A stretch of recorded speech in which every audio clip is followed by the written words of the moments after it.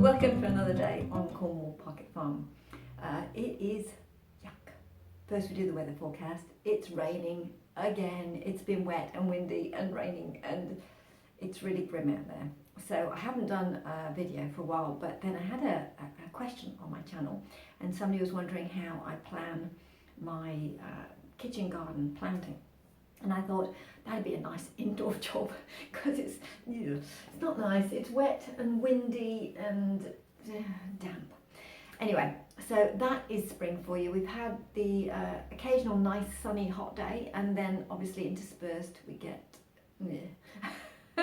the plants seem to be happy. They're all growing madly. So anyway, where to begin? The first thing, I think I will actually show you my Excel spreadsheets that I use, and I'll show you the old ones that I was using and why I've sort of transitioned into different formats over time. But I suppose the starting point for all of this is always what do you like to eat? Because obviously the kitchen garden is about providing food for the house, for the kitchen. So I think about what do I like to eat. For instance, I don't grow radishes because I don't like radishes.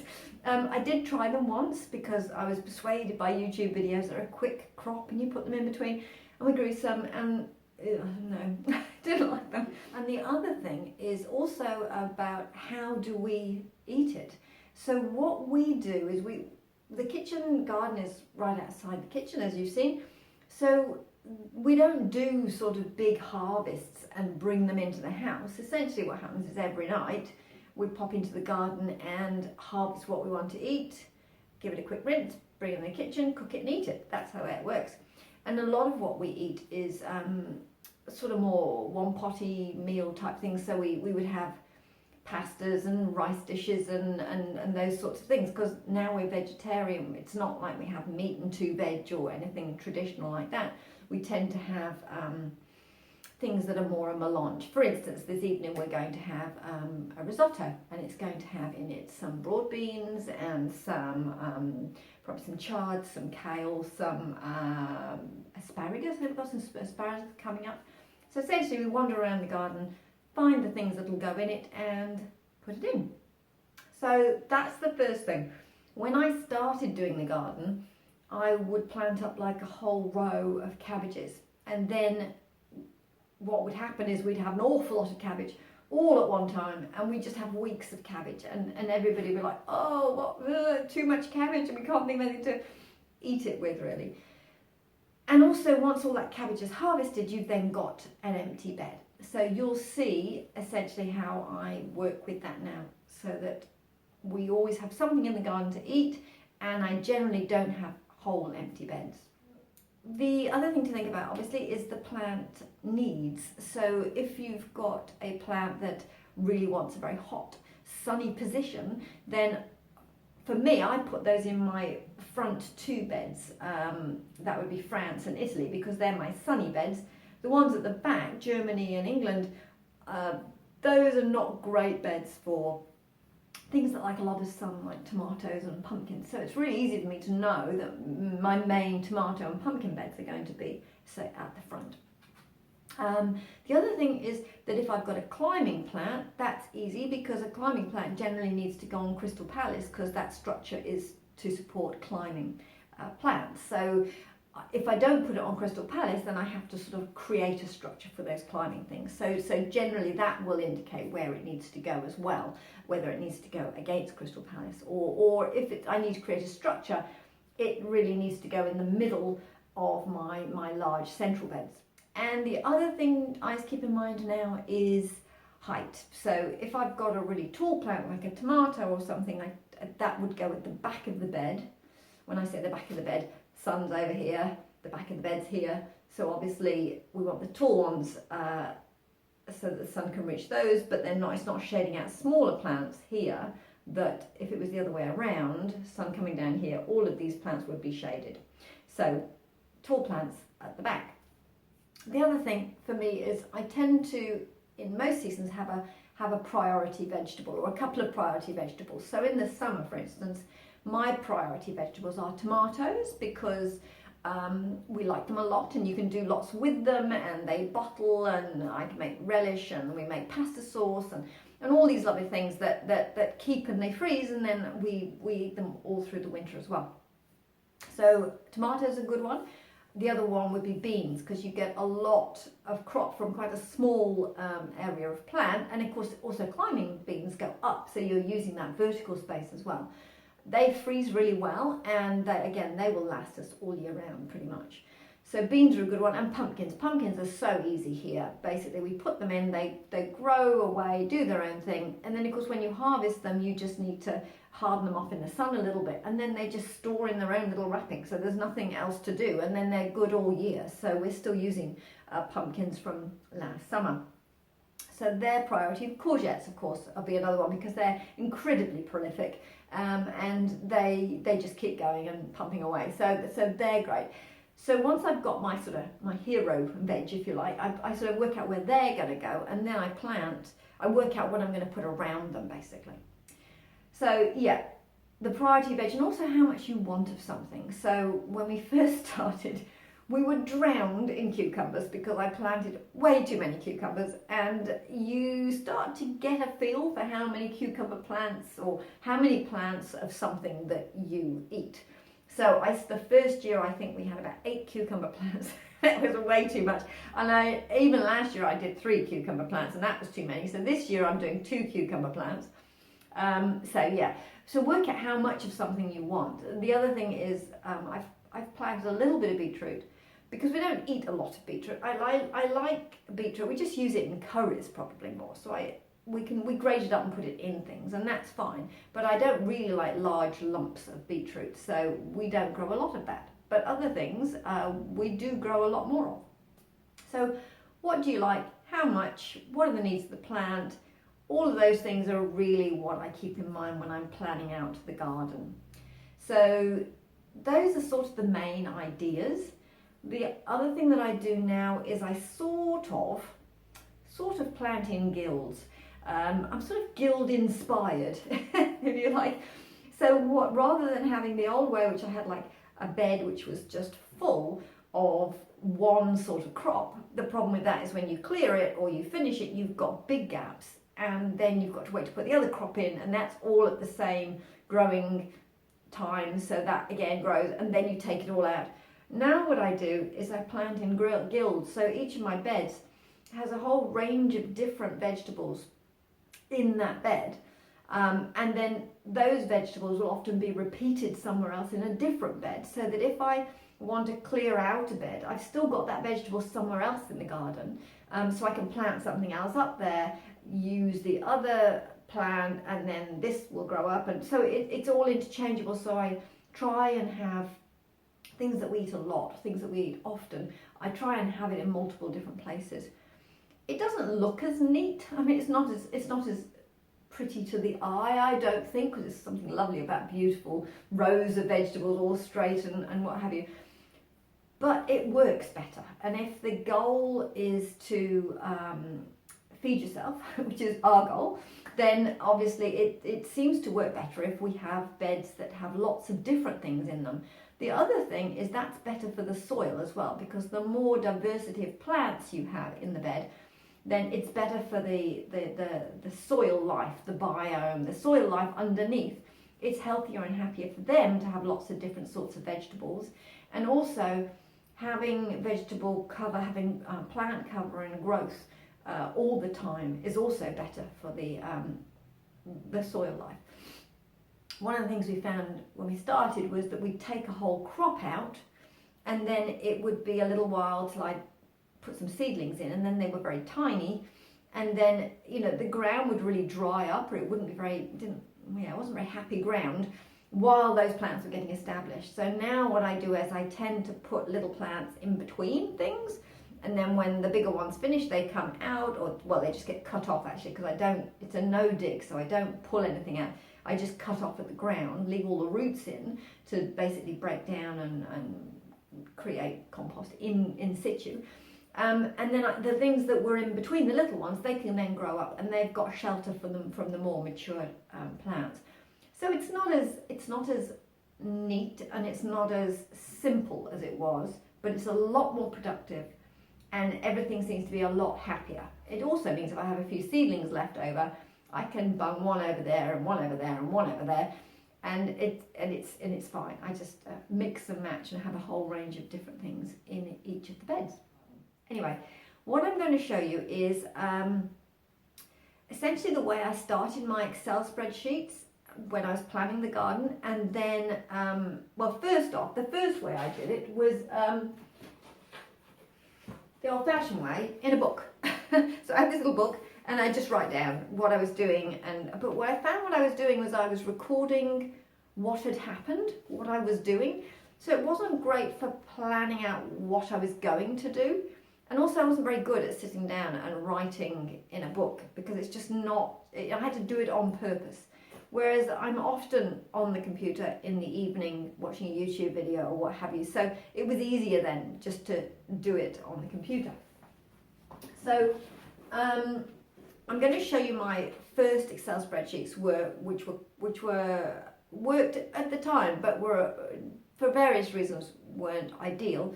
And then basically where I've moved to now and how I'm doing it now this year, it's a new system this year, so I'll show you what I'm doing with that. It's going to be a bit of a fun job. I have looked on YouTube as to how to do this, and it seems reasonable. I've done it before with proper technology, but obviously here at home I just have some very basic stuff, so hopefully it'll work. Anyway, see you in a minute. Right, well, this is the original spreadsheet that I started. So the fence comes along here. As you can see, this is my north, south, west and east. We're in the southern hemisphere, so north is where our sun is. So the sun comes basically down here. Our prevailing wind, and it's quite a strong wind, comes this way from the west. The way I've set this up is in just Google Docs. It's just free Google stuff, and I've made each of the cells here represent 10 centimeters by 10 centimeters, and at the time I called them bed 1, bed 2, 3 and 4. This is February, so this is the middle of our summer, so the hottest month here, hottest, driest month. And you can see that essentially I wrote down what was in the bed, in this particular bed, sort of color coded it, and then sometimes put how many. I didn't have enough colors, so sometimes one thing here, this butternut squash here, would be something different here. So over this side it's a melon. So that was a bit confusing. I also basically wrote down what I'd been doing that month, so what I'd sowed in trays, what I'd sown direct, and what I'd planted out. I also said what I was harvesting, and then recorded how I was sort of preserving those things. I put down my reflections, what I'd learnt, and that was quite useful. This is my learning. Don't plant tall plants in front of shorter ones, i.e. tomatoes. So that's where I learnt that it didn't work if you put tall tomatoes in front of shorter things that you didn't want shaded. So when I started, I had these big beds like this, and then I had a path down the back. Again, here there was a path down the back. But the problem was I couldn't really get into the middle of the beds. It was just too big to get to. So I was clambering all over everything. So that didn't really work very well. I had one of these for each month. But again, what tended to happen was that I was recording what I was doing rather than planning. So skip forward a year. Okay, so now we're February 22, so this last summer. Here you'll see I've made these little sort of keyhole areas where I can walk up and tend either side. So that works much better, and you'll see I've taken away the back path that was here. Then I had, rather than this being 1, 2, 3, I now had 3 beds inside. So I called them 1A, 1B, 1C, 2A, 2B, and so that's how it went on. But it got quite confusing, which is why we changed the names again. But here you can see that I've put in what's where. Peppers are in bed 1A, and they were Quadrato Asti red, and I was planting 6 of them. So that was better because I knew how many and I knew what was going in each bed. The problem again was that at this point I just had whole beds of whole things. And then what you'd see is that here we'd have this thing where this bed is empty. There's nothing in here or here. And the colours, again, same problem. The colours in this bed were again used in this bed and in this bed and in this bed for different vegetables. So again, not ideal. Anyway, I changed from this system altogether, and now I am doing a kitchen garden quarterly. Aha, so this looks quite different. So when you look at this, you'll see now the beds are called Germany, England, Italy, and France. I have extended the beds here in under Crystal Palace, so I actually have planting space here, which I didn't have before. And now the colour of the beds are used for a completely different purpose.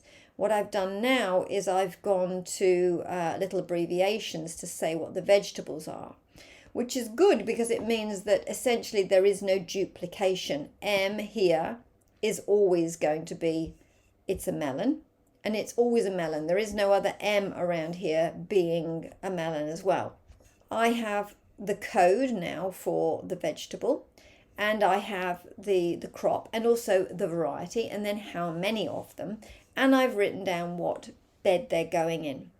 So each of my little beds now are called a town within that country. And you'll notice now I've put in dark colour my perennial. I now have a quince against this back fence. I have asparagus here still. And I've put in our sink, our washing sink as well. The way it works now, essentially, is that these colours indicate the planting date. So what I'm trying to do is a bed will get planted out or aim to get planted out at a particular time. So for instance, Munich and the indoor garden was first, and I was hoping to get it planted out on the 1st of September. And then the next one, Utoxeter and Montpellier, that's this one and this one, they were going to get planted out in the middle of September. This made it easier to work out what I was doing because obviously if these beds are going to be later plantings, I need to put in here the vegetables that need to get planted out a bit later. Whereas if you see in these blue beds, which were the first ones to get planted out, they were things like kale and chard and those types of things. So that helped decide what was going to happen in each of these beds. Instead of having a spreadsheet for every month, which got quite ungainly, now I've just got quarters. This will be spring, summer, and then an autumn planting. In winter, things are so slow growing, and generally the things I've got in the autumn planting will go through winter, and then it'll be the spring planting to kick off again. What you can also see is by using all these little codes, it is easier to get a whole range of different type of vegetables into the same bed. So then after I've done this and worked out all of this, which I did in the middle of winter, curled up on the couch with a fire on, in a very, very pleasant, fun way, with working out from the seed catalogues what I was going to order and what I was going to plant. From this, I then created the garden planting plan. Now, I should show you the old version. So this was the old way that I did it. Again, really quite high maintenance. What I did was I had the summer crops, all year crops and cool crops, and I planned out when I was going to sow them, pot them on, plant them, and then also harvest them. But again, what I found I was doing was actually recording what I did rather than planning out what I should be doing. But it was quite useful because I did record how long I was harvesting each of the vegetables. So I did like the visual nature of this, but I found it quite difficult to use and difficult to maintain. What I did was I converted some of this information and information I found on the internet into this list of vegetables. And I found on the internet the seedling, the amount of time that these things would be in seedling stage, if you like. So that came in as a week number, a number of weeks. I then converted that into number of days, and this is very simply an equation, if you can see up here. Essentially what it's doing is just taking the B6 number here and then timesing it by 7 to give me that the number of days essentially. And then the time until maturity, I actually got this off the back of the seed packets. So, and in the seed catalogue as well, the King's catalogue, it does tell you how long each of these crops is to maturity. So obviously it varies a little bit with variety, but I sort of make it a generalization of how long it would be until maturity, i.e. how long before I could harvest. This is obviously, again, fairly vague, because on a lettuce it would be like when that was actually fully headed up and you were going to harvest it as a whole lettuce, whereas we don't do that. We eat the leaves ongoing. We just sort of use it as a cut and come again type lettuce, taking the outer leaves. So often we can harvest things much younger than this time until maturity says. And then what I'm also going to record down here is really the duration of the harvest that I'm getting from these things, just for my own information.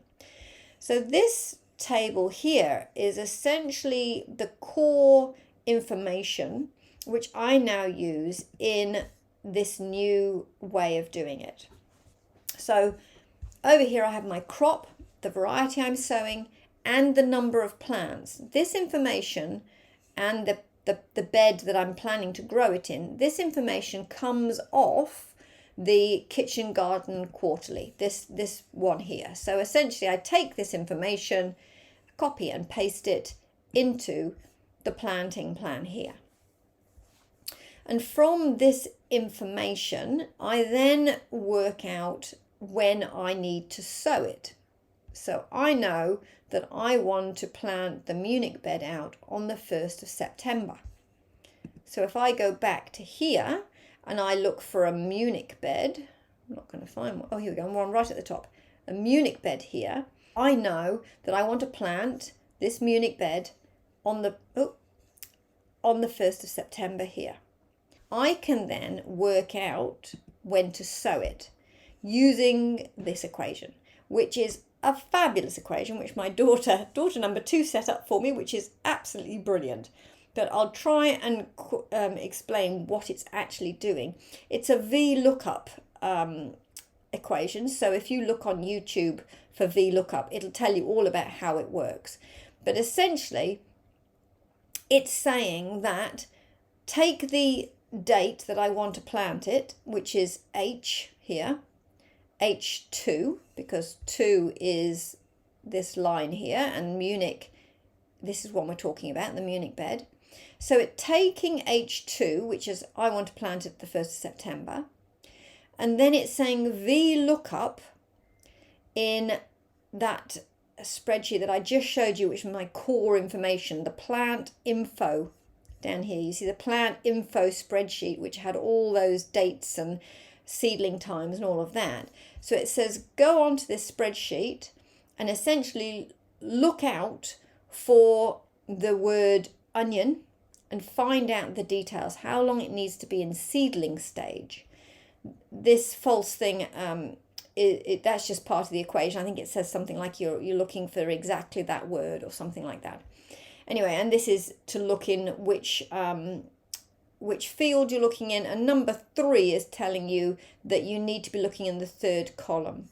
So if we look in plant info, the 3rd column, 1, 2, 3, the 3rd column here is the seedling time in days. So it's going to be looking down this column for the word onion, and then there's the word onion, and then it's going to say, in the 3rd column, there's 56 days. So coming back to here, it's now going to say, taking it away from H2, so it's taking 56 days away from the 1st of September. That's going to give me the date of the 7th of July. So it says to me, sow these onions on the 7th of July so that you can actually plant them on the 1st of September. Now, unfortunately, as you keep see popping up here, they died. They got aphids and they died. So it's not a great example, but anyway, it is the first one that's on my chart. What I do here is you can see the purple, I had an aphid thing happened in my seedling trays, and they killed all of these off. Anyway, so there are, anywhere you see purple, something else has happened. So over here in Birmingham, I basically said this is not the bed that it was supposed to be planted in. It was supposed to be planted in Montpellier. I didn't plant it in Montpellier, I planted it in Birmingham because this is the actual bed as opposed to the planned bed. So anything in purple is where something's gone a little differently than planned. And DNS is my for did not sow. My aubergine is still flowering from last year, so I didn't see any point in planting some more for the indoor garden. I'm just going with those ones. So I didn't sow them again. So DNS is did not sow. Right, so my plan to sow basically comes from when I'm planning to plant it, minus how many days it needs to be in seedling stage, if that makes sense. It has an actual plant date. These didn't get planted because they died of aphids. But say this one here, the tomato, this is an indoor garden. I needed 2 of them. I planned to plant the indoor garden on the 1st of September as well. That meant that I needed to sow them on the 21st of July. I actually sowed them on the 4th of August. And then I actually planted them on the 16th of September in the indoor garden. Now the plan to harvest, that is taken from, again, VLOOKUP, but this time I'm looking for the 4th column. So that there is tomato subantarctic maxi. If I go to the plant info, see if I can find tomato here. The 4th column along, you'll see here is 75 days, time until maturity. So it reckons 75 days after I've sown the seeds, I should be able to pick tomatoes. So that information basically comes across and comes into this plan to harvest. I've actually got some actual harvest information here because I want to record when I actually start harvesting and then also when I actually finished harvesting.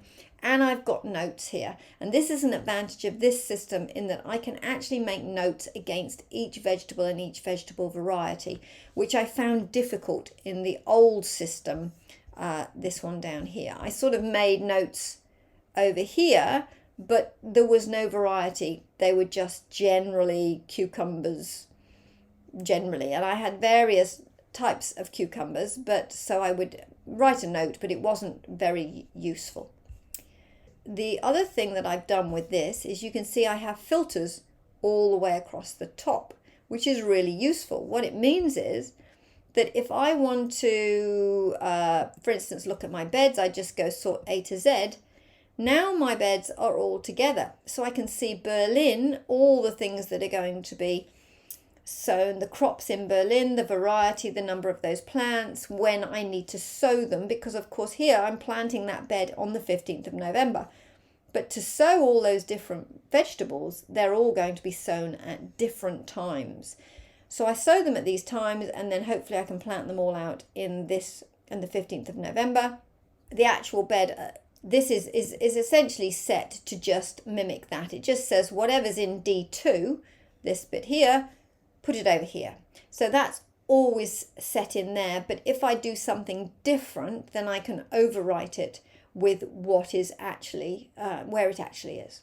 That's quite useful to me because I can do a whole bunch of things with it. Like for instance, with the crop sort, I can see that I've got broccoli, what sort of broccolis I've got, what beds they're in, climbing beans, which climbing beans I've got, where they're going to be, how many of them I've got, courgettes. If I order by plan to sow, here we go. I see where I am in the date, what I've done. You can see quite clearly this is where I am. What I do now is I see what these things are for the next few sowing times. I basically go over, I take this information, what the variety is, how many of them, and what bed they're for, and I just go and sow those things, and I write on the label the number, what it is, what bed it's for, and how many of them there are. I don't need to know all of the other information when I'm sowing the seeds. I just need to know that information to get it done. Then I come in and I just basically put the same date all the way through here because I've done that job and I've sown all these seeds, and then I can order it by something else. So anyway, that's how this spreadsheet is working, and it's really useful. The only thing I need to be careful of is that I write this in exactly the same way. I can't write climbing beans with an S, say, on here. If I wrote climbing beans with an S somewhere here, it wouldn't find it in the sheet, and so it wouldn't work. The capitalization doesn't seem to matter, but if I change it to beans, it wouldn't find it in the sheet. It would come up with an error. So at least I would know that it had errored, it hadn't found that information. Anyway, so that's the way that I'm doing it now. It's not quite as pretty as the old way, but I find that it's working a lot better for use. And then I have my visual in the Kitchen Garden Quarterly idea here. So what I'm now doing is looking at maybe the summer. So I'm starting to think about what I will do in these beds. So the next thing is to plan out what I'm going to do with my summer crops. And I already know that for my summer, I need to be planting these out at the 1st of December, the 15th of December, the 1st of January, all these dates here. So I need to get the summer garden all planned out, at least the beds that are going to come up first, which will be the same ones, Munich, Uttoxeter and Montpellier, will be the first ones to happen, as you can see here. Indoor garden, Munich, Uttoxeter and Montpellier will be the first ones up for new vegetables because, of course, they've been the first ones up for planting now. Okay, well, I'm hoping that that hasn't confused you to pieces and that you can make sense of how I'm doing that. As I say, I've just started doing it this way. It is a lot easier to manage, and I'm hoping that I'll be able to use this spreadsheet and the data in this spreadsheet to do a little bit of analysis. So when I'm a real Excel geek, I love all this stuff. So if this isn't your thing, then obviously you're going to find this incredibly difficult. But for me, I really enjoy this, and I'm looking forward to the winter when I'll be able to take this data set and actually make some nice graphs out of it and do some analysis on what worked, what didn't, what things I got wrong, maybe how much time these things actually took to be in seedling form, whether it was different.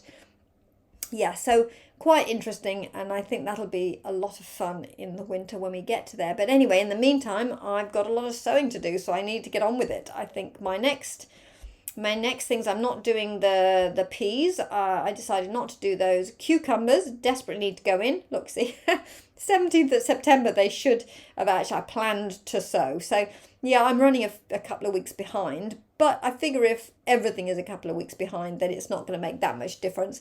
And I always start doing things way too soon because I can't wait. So this should give me a little bit of enforced delay, really, but at least I'm recording the delay of what I'm doing. Okay, well, hope that has been interesting, and let me know your thoughts and comments below, and hopefully this has recorded. See you again next time. Bye.